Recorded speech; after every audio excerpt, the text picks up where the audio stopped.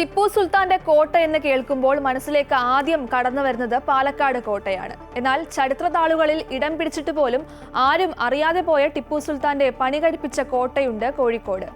ടിപ്പുവിന്റെ പടയോട്ടക്കാലത്തെ അവശേഷിപ്പായ ഫറോക്കിലെ കോട്ട നഗരത്തിന്റെ നാശത്തിന്റെ വക്കിലാണ്.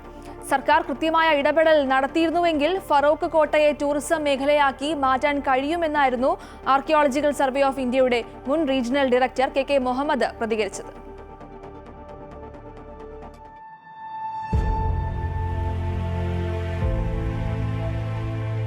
യുദ്ധത്തിന് പ്രയോജനപ്പെടുത്താവുന്ന രീതിയിൽ അറബിക്കടലിന് അഭിമുഖമായി നിൽക്കുന്ന തന്ത്രപ്രധാനമായ കുന്നിൻ പ്രദേശത്ത് ടിപ്പു പണി കഴിപ്പിച്ചതാണ് ഫറോക്കിലെ കോട്ട.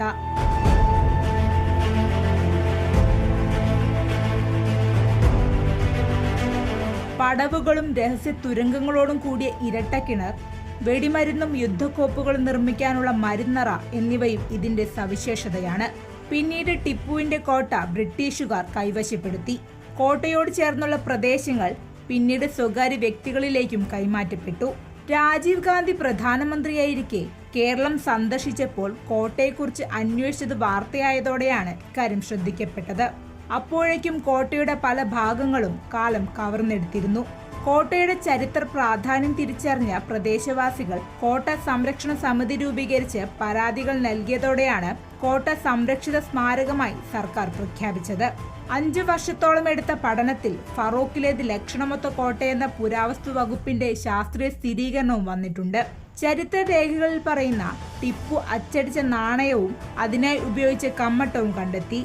ചരിത്ര പ്രാധാന്യമുള്ള ചെറിയ സ്ഥലങ്ങൾ പോലും അതിമനോഹരമായി സൂക്ഷിക്കുന്ന യൂറോപ്പിലെ സംസ്കാരം ഇതുവരെയും ഇന്ത്യയിലേക്ക് എത്തിയിട്ടില്ലെന്നും ടൂറിസം രംഗത്ത് അനന്ത സാധ്യതകളുള്ള സ്ഥലമാണ് ഫറൂഖ് കോട്ടയെന്നും ആർക്കിയോളജിക്കൽ സർവേ ഓഫ് ഇന്ത്യയുടെ മുൻ റീജിയണൽ ഡയറക്ടർ കെ മുഹമ്മദ് പറഞ്ഞു. യൂറോപ്പിലൊക്കെ പോകുന്ന അവസരത്തിൽ ചെറിയ ചെറിയ സ്ഥലങ്ങളായിരിക്കും, പക്ഷെ അത് വളരെ അതിമനോഹരമായിട്ട് അവർ സൂക്ഷിക്കുന്നുണ്ട്. നമ്മൾ വിചാരിക്കും ആദ്യം ഇത് അവിടെ എത്തിയാൽ അവിടെ വലിയ കോട്ടയായിരിക്കും എന്നൊക്കെ പ്രതീക്ഷിക്കും, പക്ഷെ അവിടെ പോകുമ്പോൾ വളരെ ചെറുതായിരിക്കും. പക്ഷെ അത് എങ്ങനെ സംരക്ഷിക്കുന്നുണ്ടോ അതിനനുസരിച്ചാണ് അത് വില കൊടുക്കുന്നത്. അപ്പോൾ ആ കൾച്ചർ ഇന്ന് ഇന്ത്യയിലേക്ക് എത്തിയിട്ടില്ല. കാരണം അവിടെ ചെറിയ സ്ഥലങ്ങളാണെങ്കിലും അത് വളരെ മനോഹരമായി സൂക്ഷിക്കുകയും പിന്നെ അതേപോലെ തന്നെ അതിൻ്റെ ചരിത്ര പ്രാധാന്യം പറഞ്ഞു കൊടുക്കുകയും ചെയ്തുകൊണ്ട് അതിൻ്റെ ഗൈഡുമാരുണ്ടായിരിക്കും, അതിൻ്റെ സംരക്ഷകരുണ്ടായിരിക്കും. അപ്പോൾ അത് മുഴുവൻ അവരൊരു പ്രൊഡക്റ്റായിട്ട്, ഒരു ടൂറിസം പ്രൊഡക്റ്റായിട്ട് അവർക്ക് മാറ്റാൻ കഴിയുന്നുണ്ട്. ആ ടൂറിസം പ്രൊഡക്റ്റായിട്ട് മാറ്റാൻ കഴിയുന്നതോടുകൂടി ജനങ്ങൾ ധാരാളം വരും. അതിനൊക്കെയുള്ള ധാരാളം സാധ്യതകളുള്ള ഒരു സ്ഥലമാണ് നമ്മുടെ ഈ ഫറോക്ക് കോട്ടയുടെ അവശിഷ്ടങ്ങളും അതിൻ്റെ ഭാഗങ്ങളും. ചരിത്രം വരും തലമുറയിലേക്ക് കൂടി പകർന്നു നൽകാൻ ടിപ്പു കോട്ട സംരക്ഷിക്കപ്പെടണമെന്ന് കോട്ട സംരക്ഷണ സമിതി കൺവീനർ ജയശങ്കർ കിളിയങ്കണ്ടി പറഞ്ഞു. ചരിത്രത്തെ ഓർമ്മിക്കാൻ, ചരിത്രത്തെ അടയാളപ്പെടുത്താൻ, ചരിത്രത്തെ വരും തലമുറക്ക് കാത്തുവെക്കാൻ എന്തുകൊണ്ടോ വിമുഖം കാട്ടുന്ന ഒരു കാലഘട്ടത്തിലാണ് നമ്മളിപ്പോൾ ജീവിച്ചിരിക്കുന്നത്. ഞങ്ങളെന്തായാലും തളരാൻ പോകുന്നില്ല. ഇതെന്തായാലും കൃത്യമായ നല്ലൊരു പൈതൃകമായിട്ട് കാത്തു സൂക്ഷിക്കാൻ ഞങ്ങളുടെ പരമാവധി ഏതറ്റം വരെയും പോകാൻ വേണ്ടി ഞങ്ങൾ തയ്യാറാണ്. കോട്ടപ്രദേശം കാടുപിടിച്ച് കിടക്കുകയാണെന്നും ഇവിടം സാമൂഹ്യ വിരുദ്ധരുടെ കേന്ദ്രമായി മാറിയെന്നും ആക്ടിവിസ്റ്റ് കെ ജീവാനന്ദൻ പ്രതികരിച്ചു.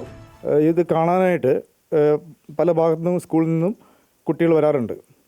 എന്നാൽ ഇപ്പോൾ അടുത്ത കാലത്ത് ഭയങ്കരമായിട്ടുള്ള ഭീതിയിലാണ്. കാരണം ഈ ലഹരി മാഫിയ പല ഭാഗങ്ങളിലും ഉള്ളതുകൊണ്ട് തന്നെ രക്ഷിതാക്കൾ ഈ ഭാഗത്തേക്ക് വിടാതെ നിൽക്കുകയാണ് വിദ്യാർത്ഥികളെ. അപ്പോൾ എന്തുകൊണ്ടും ഈ പ്രദേശം, ഈ ടിപ്പുകോട്ട നിൽക്കുന്ന പ്രദേശം എന്തുകൊണ്ടും അത് സംരക്ഷണം ആവശ്യമാണ്. മലബാറിന് മുതൽക്കൂട്ടാകേണ്ട ഫറോക്കിലെ ടിപ്പു കോട്ട പൈതൃക സ്വത്തായി നിലനിർത്തണമെന്ന ആവശ്യം ശക്തമാക്കുകയാണ് സംരക്ഷണ സമിതി. അമർജിത്ത് കൽപ്പറ്റയ്ക്കൊപ്പം ലക്ഷ്മിപ്രിയ, അമൃത ന്യൂസ്, കോഴിക്കോട്.